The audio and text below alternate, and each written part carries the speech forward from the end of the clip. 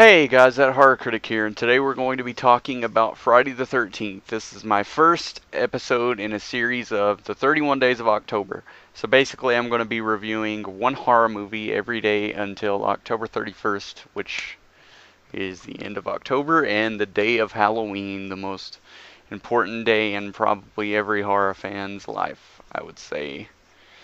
Every year Halloween rolls by and it's a fantastic day to just have fun, watch a lot of movies, and just dress up, just do whatever, just have a good old time.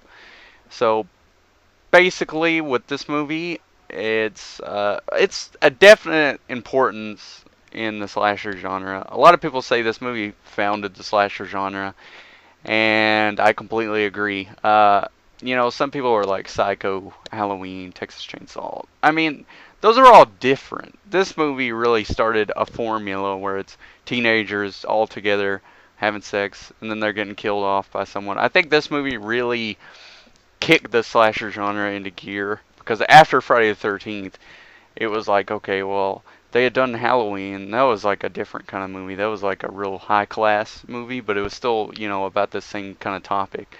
But then Friday the 13th came out. It was low budget, and it's like, wow, we can do that too. And just tons of film companies started producing their own like holiday themed slasher movies. And I mean that's definitely I think this movie definitely kickstarted all of that. But the premise of this movie is real simple. Group of teenagers, like I said, they're in Camp Crystal Lake or Camp Blood, and they're getting picked off one by a killer who we see from the first person perspective for about 2/3 of the movie. Then the last third, we realize it's Mrs. Voorhees, played by Betsy Palmer, who was at the time a high class actor. Didn't really want to take on the role, but money, just to get a car, I believe, just needs some money for that vehicle. So she's in this movie. She delivers an excellent performance as Mrs. Voorhees. The reason behind her killings here at the camp is that in past times, her son Jason attended the camp and he drowned to death while other counselors were making love. So she has to kill off these counselors now because they're gonna. If she doesn't stop them, the same thing's gonna end up happening. So it's pretty much what this movie's about. The protagonist is played by Adrienne King. She plays a girl named Alice. She's pretty much a straight woman in this role. She's not drinking. She's not having sex. She's just there to have a good, wholesome time at the camp. And she ends up taking on Mrs. Voorhees and whacking her head off. And that's pretty much what sets Jason in the next movies off on his bloody path. My opinion on this movie? Yeah, I really like it. Honestly, I do.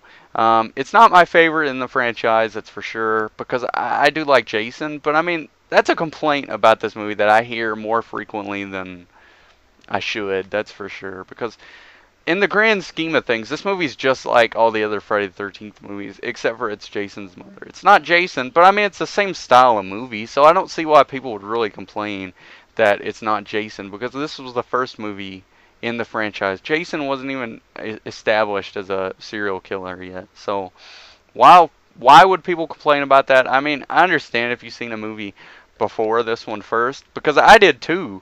So watching this movie, I was like, well, okay. Like at a younger age, when I watched this, I was like, where's Jason at? But I mean, it's the same kind of kills. I mean, just imagine. Well, I would say imagine it's Jason, but that wouldn't really work. At the But I mean, it's the same kind of kills. It really doesn't matter who it is.